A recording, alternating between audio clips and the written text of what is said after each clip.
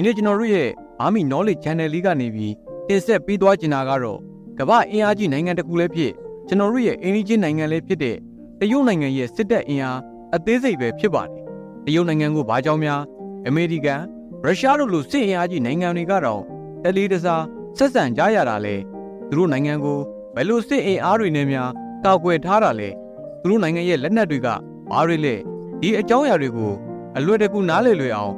ကျွန်တော်တင်ဆက်ပေးသွားချင်ပါတယ်။နံပါတ်8အဆက်မပြတ်လေ့ကျင့်မှုတရုတ်နိုင်ငံရဲ့စစ်တပ်ဟာတခြားအင်အားကြီးနိုင်ငံတွေမှာရှိတဲ့စစ်သားတွေရဲ့ကြမ်းကြိုင်မှုကိုအမိလိုက်ဖို့အတွက်ကြောက်စရာကောင်းတဲ့လေ့ကျင့်ခန်းတွေနဲ့သူတို့ရဲ့စစ်သားတွေကိုအသားကျစေခဲ့ပါတယ်။လင်းမြန်ပြက်လက်မှုကိုအသားပေးတဲ့စစ်တပ်တစ်ခုလည်းဖြစ်တာကြောင့်တရုတ်စစ်သားတွေကိုကြည့်လိုက်ရင်ကိစ္စတစ်ခုတွေအမြဲတမ်းအလီလိုးနေတဲ့ပုံစံတစ်ခုကိုတွေးရမှာပါ။တရုတ်စစ်တပ်ဟာကြမ်းကြိုင်လင်းမြန်မှုနဲ့အသားကျနေတဲ့စစ်သားတွေကိုပိုင်ဆိုင်ထားရုံနဲ့မဟုတ်ပဲကမ္ဘာအင်အားကြီးနိုင်ငံတွေနဲ့ရှင်ပြိုင်နိုင်တဲ့စစ်လက်နက်တွေကိုလည်းပိုင်ဆိုင်ထားပါတယ်။တရုတ်နိုင်ငံပိုင်ဆိုင်ထားတဲ့စစ်လက်နက်တွေနျူကလ িয়ার လက်နက်အသေးစိတ်တွေကိုနောက်ချက်တွေမှာပြောပြသွားချင်ပါတယ်။နံပါတ်9 DF-70 ပဲ့ထိန်းဒုံးကျည်ကမ္ဘာစစ်အင်အားကြီးနိုင်ငံတစ်ခုလို့သတ်မှတ်ခံထားရတဲ့ရုရှားအမေရိကန်တွေမှာတော့မရှိသေးတဲ့နည်းပညာတစ်ခုတရုတ်နိုင်ငံမှာရှိလို့နေပါတယ်။ဒါကတော့မော်တော်ယာဉ်တွေပေါ်မှာတက်ဆင်ထားတဲ့ DF-70 ပဲ့ထိန်းဒုံးကျည်တွေပဲဖြစ်ပါတယ်။ဒီပဲ့ထိန်းဒုံးကျည်နည်းပညာကိုတော့တရုတ်ဟာ2019ခုနှစ်မှာမှမိတ်ဆက်ပေးခဲ့တာဖြစ်ပြီးတော့အဲ့ဒီချိန်တုန်းက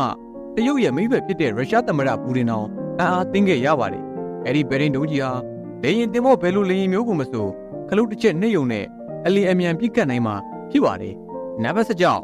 DF-41 ICBM တိုက်ချင်းပစ်ဒုံးကျည်တရုတ်နိုင်ငံရဲ့လက်နက်တွေထဲမှာပြိုင်ဘက်နိုင်ငံတွေကြောက်ရတဲ့စစ်လက်နက်ဟာဒီတိုက်ချင်းဒုံးကျည်တွေပဲဖြစ်ပါတယ်။ဒီဒုံးကျည်တွေမှာနျူကလ িয়ার ထေပူတက်ဆင်ထားမယ်ဆိုရင်တော့အကွာဝေးကီလိုမီတာ12000အထိတောင်ရောက်စီနိုင်ပါတယ်။ဒီအကွာဝေးဟာအင်အားကြီးနိုင်ငံတွေဖြစ်တဲ့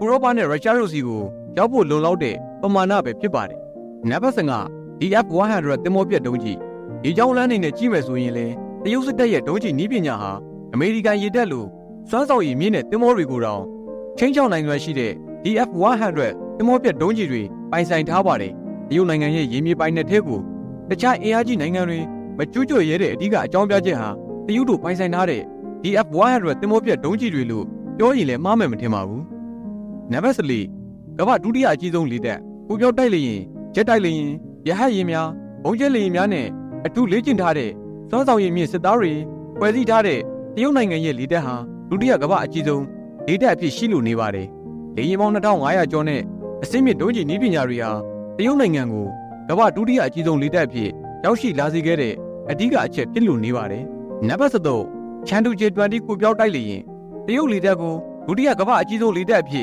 ်တွမို့ပေးထားတဲ့လေယာဉ်တွေထဲမှာဂျေ20ကိုပြောက်တိုက်လေရင်တွေဟာအဓိကလို့ဆိုနိုင်ပါတယ်။စစ်ပွဲဇုံထဲမှာတင်တူးတွေကိုဖန်တီးပြီးရန်သူတွေကိုကောင်းကောင်းကြီးအာယုံနောက်အောင်ဝင်တက်သွားလာနိုင်တဲ့ဒီလေယာဉ်အမျိုးအစားတွေဟာအင်အားကြီးနိုင်ငံတွေဖြစ်တဲ့ရုရှားနဲ့အမေရိကန်တို့လိုနိုင်ငံတွေကိုတောင်အားသင့်စေမဲ့ကိုပြောက်တိုက်လေယာဉ်အမျိုးအစားတစ်ခုဖြစ်လို့နေမယ်ဆိုတာကတော့အသေးကြပါပဲ။နံပါတ်2ရှာအိစစ်ဘုံကျဲလေယာဉ်ငွေအောင်သွင်းမြင်တွေနဲ့ဒီဘုံကျဲလေယာဉ်တွေဟာပထမကမ္ဘာစစ်ကအင်အားကြီးနိုင်ငံတွေအသုံးပြုသွားတဲ့နျူကလ িয়ার ဘုံကျဲလေယာဉ်တွေကိုအတူခိုးပြီးလှုပ်ထားတာဖြစ်နိုင်ပါတယ်။ရှာအိစစ်ဘုံကျဲလေယာဉ်တွေဟာလည်းတရုတ်နိုင်ငံရဲ့စစ်တပ်အင်အားကိုဖြည့်တင်းပေးထားနိုင်တဲ့အကောင်းဆုံးသောစစ်လေယာဉ်တစ်ခုဖြစ်ရှိလို့နေပါတယ်။နံပါတ်7 AG-600 ကယ်ဆယ်ရေးလေယာဉ်လေယာဉ်များတစ်စီးရဲ့အဓိကစွမ်းဆောင်ရည်ဟာဒီဘော်ကိုပြန်ဖို့ပါပဲ။ဒါပေမဲ့တရုတ်နိုင်ငံကထုတ်တဲ့ဒီ AG-600 ကယ်ဆယ်ရေးလေယာဉ်တွေကတော့ဝင်းဟင်းမာတယ်မဟုတ်ပဲအေးပြီးမှပါကုကတ်ပြန်တန်းနိုင်တာပါ။ဒီကယ်ဆယ်ရေးလေယာဉ်တွေထဲမှာလူအယောက်50လောက်ဆန်ပြီးတော့တရုတ်နိုင်ငံလိုရေကြီးရေရှမ်းမှုများတဲ့ဒေသတွေမှာတော့ AG-600 လေယာဉ်တွေဟာအလွန်ကိုအသုံးဝင်လှပါတယ်။အကယ်၍များစစ်ဖြစ်လာခဲ့ရင်လည်းကူညီတောက်ပိုင်ရေးနဲ့ကယ်ဆယ်ရေးလုပ်ငန်းတွေအတွက်ဒီလေယာဉ်တွေဟာစစ်ပွဲအကူအညီတစ်ခုဖြစ်ရှိလာနိုင်ပါတယ်။နံပါတ်10ကမ္ဘာအကြီးဆုံးရေတပ်ထဲကတစ်ခု2021ခုနှစ်အစီအကံသားတွေရတော့တရုတ်ရေတပ်ရဲ့သင်္ဘောနဲ့ရင်ကုန်သင်္ဘောစုစုပေါင်း355စင်းထိရှိတယ်လို့သိရပါတယ်။ဒီပမာဏဟာအခုကာလ2023ခုနှစ်မှာတော့ရှိနေမယ်ဆိုရင်တော့ကမ္ဘာအကြီးဆုံးနဲ့ကြောက်စရာအကောင်းဆုံးရေတပ်တစ်ခုအဖြစ်ရှိလို့နေမှာကတော့အသေးကြပါပဲ။တရုတ်နိုင်ငံရဲ့အဓိကနည်းပညာတစ်ခုဖြစ်တဲ့ဒုံးကျည်နည်းပညာတွေတက်ဆင်ထားတဲ့သင်္ဘောတွေဟာလည်းကမ္ဘာကိုချင်းချောင်းနေတဲ့အဓိကလက်နက်တွေလို့ဆိုရင်လည်းမှားမယ်မထင်နိုင်ပါဘူး။ နံပါတ်9ကမ္ဘာအကြီးဆုံးသင်္ဘော The Type 003တရုတ်ရေတပ်ကပိုင်ဆိုင်ထားတဲ့သင်္ဘောတွေထဲမှာမှ အကြီးဆုံးလို့ပြောနိုင်တဲ့သင်္ဘောတစ်စင်းကတော့ Type 003ဆိုတဲ့လေယာဉ်တင်သင်္ဘောပဲဖြစ်ပါတယ်ဒီသင်္ဘောဟာကြီးမားတဲ့သင်္ဘောကြီးဖြစ်ပေမဲ့လည်းရေမိုင်1000ပတ်လည်အထိစီဖြစ်စရာမလိုပဲမောင်းနေနိုင်တယ်လို့သိရပါတယ်နံပါတ်8 Type 072ရဲ့အမြန်ကုန်တင်သင်္ဘောတရုတ်နိုင်ငံရဲ့အင်ဂျင်ဖြစ်တဲ့ထိုင်ဝမ်ကျွန်းလေးရဲ့အိမ်မက်ဆိုးလိုတောင်ပြောလို့ရတဲ့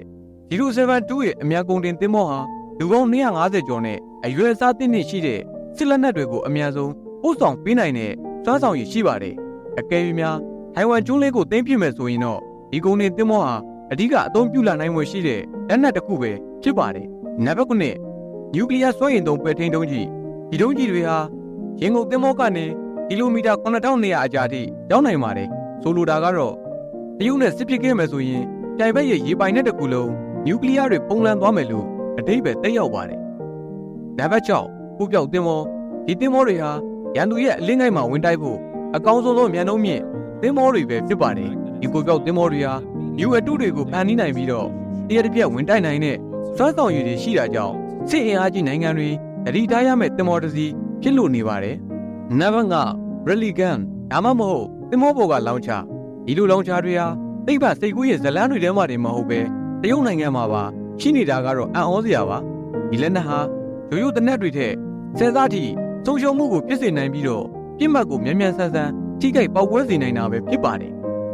နံပါတ်4ဘိုးရာအင်ဂျင်ရဟတ်ရင်ငယ်များဒီလိုမောင်းသူမဲ့ရဟတ်ရင်ငယ်လေးတွေဟာကိုပြောင်းမရှင်တွေနဲ့ရန်သူပိုင်နယ်တဲ့ကိုကိုဝင်တိုက်ခိုက်ဖို့အတွက်အကောင်းဆုံးသောရဟတ်ရင်တွေပဲဖြစ်ပါတယ်ဒီလိုရဟတ်ရင်ငယ်တွေမှာရန်သူစကန်နဲ့ရန်သူအခြေအနေကိုထောက်လှမ်းဖို့အတွက်အကောင်းဆုံးသောလက်နက်လို့ဆိုရင်လည်းမားမယ်မထင်ပါဘူးနံပါတ်3တရုတ်နိုင်ငံကိုအကောင်းဆုံးသောစစ်တပ်တောက်စရာအကောင်းဆုံးသောစစ်တပ်ပြီးရောက်စေတဲ့လက်နက်တစ်မျိုးကတော့ဒုံးကျည်နဲ့ဆင်းပါတဲ့ဒီ drone အသေးစားလေးတွေပါရန်သူရဲ့အလင်းငိုင်မှာဒုံးကျည်တွေကျဲချဖို့အတွက်အကောင်းဆုံးသောစစ်လက်နက်တစ်ခုလို့ဆိုရမှာပါနံပါတ်2 UFO ပုံစံမောင်းသူမဲ့ကင်းထုတ်လေယာဉ်ဒီလေယာဉ်တွေဟာ UFO ယာဉ်တွေနဲ့ပုံစံတူဖန်တီးထားတာကြောင့်တိုင်ဘက်အင်အားကြီးနိုင်ငံတွေအတွက်တော့အိမ်မက်ဆိုးတစ်ခုလိုတောင်ဆိုရမလားပါပဲတိုက်ခိုက်ရေးလက်နက်တွေမပါဘဲမလဲကင်းထုတ်ကင်မရာတွေတက်ဆင်ထားတာကြောင့်အင်အားကြီးနိုင်ငံတွေအခက်တွေ့စေနိုင်တဲ့စစ်လက်နက်တစ်ခုလို့ဆိုရမှာပါတရုတ်ဟာ UFO ပုံစံရင်အမျိုးအစားပြုလုပ်ဖို့ဘယ်ကများဤပညာရခဲ့တာလဲနံပါတ်1ဘုံအားလုံးရဲ့မိခင်ဘုံအားလုံးရဲ့မိခင်ဆိုလို့ဒီဘုံဟာနျူကလ িয়ার ဘုံတစ်လုံးတော့မဟုတ်ပါဘူးဒီဘုံရဲ့လေပုံမှာပြန့်နှံ့နှုန်းဟာနျူကလ িয়ার ဘုံတဲ့ဆယ်သမကပြင်းထန်ပါတယ်ဒီဘုံကိုဘယ်လိုနေရာတွေမှာသုံးမလဲဆိုရင်တော့အဖြေကယူရှင်းပါတယ်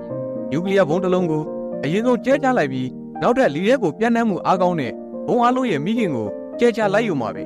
တနေ့တကြလေ့ကျင့်ထားတဲ့စစ်သားတွေနိုင်ငံတွင်းက